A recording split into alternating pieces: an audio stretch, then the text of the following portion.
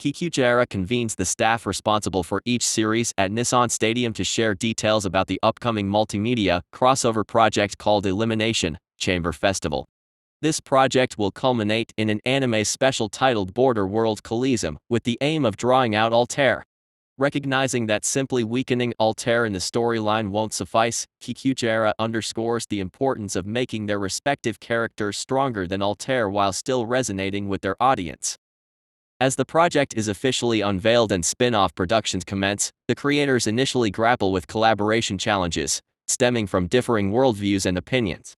Meanwhile, Maureen confides in Souta, expressing her occasional feelings of inadequacy compared to other artists, but she emphasizes that acknowledging her shortcomings and striving for improvement is part of the enjoyable journey. Gradually, tensions among the creators ease as they find ways to reach compromises. Encouraged by this atmosphere, Souta expresses his desire to contribute and requests Matsubara's permission to create his own original character for the story. In a separate development, Selesia and Rui encounter another creation, Hikayu Hoshikawa, a character from the dating sim The Milky Way of a Starry Sky. Under Kikuchihara's custody, Hikayu comes into the picture, and Sho Hakata, the protagonist of exclusive Underground, Dark Knight, aligns with Altair's team with the intention of seeking revenge against Yua. In a separate development, Alesia approaches Magon with a specific request. The following day, Takarada, accompanied by Milky Way's writer Nishio Onishi, joins the rest of the creators to discuss enhancing Alesia and Hikayu's abilities. Meanwhile, Altair has a conversation with Blitz regarding her awareness of the opposing team's plan, and she requests that he refrain from participating in the final battle.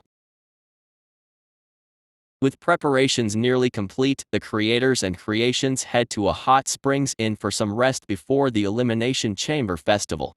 Meanwhile, at Nissan Stadium, where thousands of fans have gathered for the festival, Meteora employs a new spell that mimics Altair's abilities. This spell generates a replica of Tokyo for the creations to battle in, equipped with thousands of cameras to capture the action, making it appear like a standard anime production. Additionally, she materializes Selesia's mech, Chevalier, in the real world for her to pilot and enhances Yua's Bakken with an ice enchantment to amplify its strength. Concurrently, Altair's group gets ready to mobilize. Border World Coliseum commences, captivating thousands of fans. Altair's group squares off against Sota's team, leading to an intense confrontation. Selesia takes on Altair, Alesia engages with Rui, and Sho confronts Yua. Meanwhile, as Souta observes the battle from Nissan Stadium, he finds himself facing Magon. Selesia's attacks prove futile against Altair, who nonchalantly discloses her awareness of their plan and her ability to escape at will. However, she decides to play along, aiming to entertain the audience. Back at Nissan Stadium, Blitz confronts his creator, Shunma, regarding her decision to kill his daughter, Irina, in his story. Their conversation delves into their conflicting ideologies, but they fail to reconcile their differences, and Blitz prepares to end her life. Just as he's about to act, the military intervenes, unveiling Shunma's manipulation. She has resurrected Irina and is now holding her as leverage to compel Blitz to betray Altair. Shunma presents Blitz with an option: if he betrays Altair, he can return to his world along with Irina. Meanwhile, in Sota's vicinity, Magon unveils her knowledge of his attempt to create his own character to combat Altair. She asserts that the readers of his story will accept it, provoking him to dispute her claim, which allows her to utilize her powers to make people accept it. Magon also returns Hangaku to Yua. When Souta inquires about her motivation for assisting him, she casually mentions that it's purely for her own amusement. With Hangaku back in his possession and aided by Hikayu, who has acquired martial arts skills through Nisho's modifications, as well as Blitz, who has switched allegiances, Yua defeats Sho.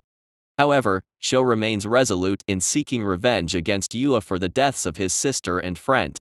In response, Yua disrupts their story's conclusion by revealing that he didn't actually kill anyone and was framed by the true culprit, who happens to be the same individual who granted Sho his powers.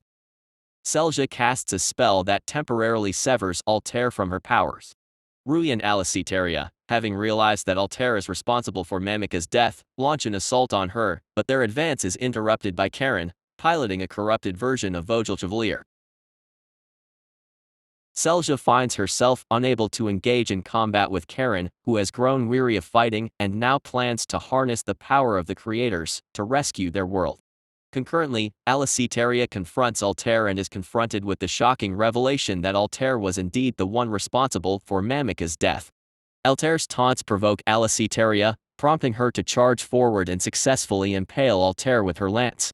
However, Altair employs a unique ability that alters the cause and effect relationship, causing Alicetaria to bear the injuries of her own attack, ultimately leading to her demise and disappearance.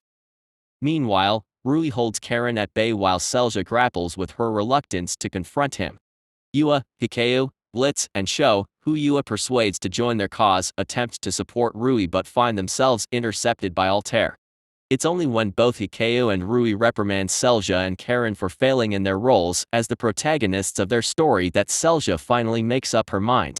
She employs a spell that immobilizes both her and Karen's Vogel Chevaliers and convinces Rui to launch an attack with his Gigas Machina, resulting in the demise of both Selesia and Karen.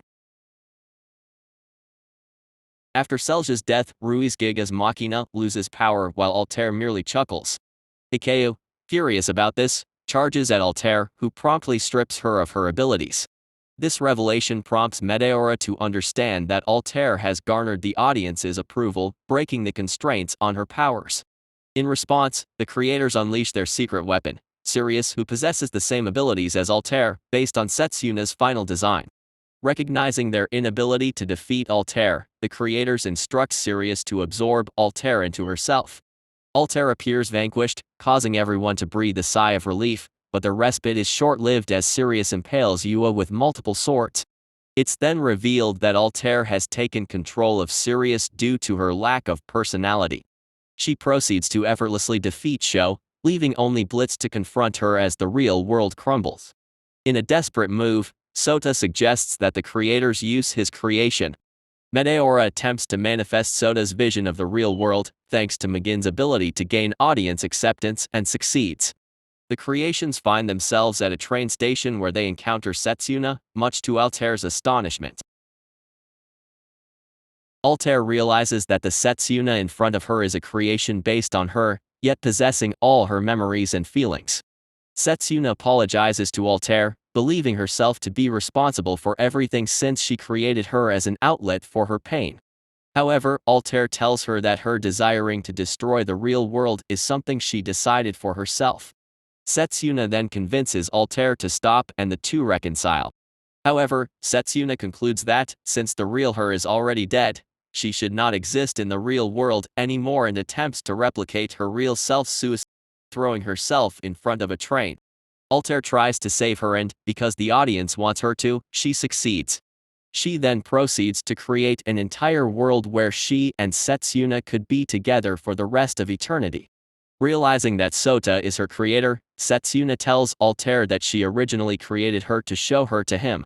Overhearing this brings Souta to tears, finally being a creator like she was. Border World Coliseum then ends with the screen, simply displaying the words, Mundum Divit Factum Acqui Pulcher. The world is full of abundance and beauty. After the conclusion of Border World Coliseum, the creators commend Souta for his creation. Takashi grieves Selesia's demise, yet Meteora reassures him that she will persist as long as he continues to write her narrative. A few weeks later, Meteora informs the remaining creations that her magical abilities are waning as they defy the laws of the real world. Consequently, she grants them several days to do as they please before returning to their respective worlds. Yua and Sho rekindle their friendship, Rui and Hikayu relish a regular day together, and Souta pays a visit to Setsuna's grave with Meteora. On the final available day, Meteora opens a portal for the other creations to return to their worlds. However, as the creator of the portal, Meteora herself cannot utilize it. Her magical powers then fade, rendering her an ordinary person. Meteora decides to embark on a journey as a creator while the other creators move forward in their lives. Sometime later, Souta receives a text message from Meteora, stating that she's nearly completed the novel she's writing but is struggling to choose a title. Sota's encouraging response inspires her to name her story Recreators. I hope you liked the recap. If so, don't forget to subscribe and like it.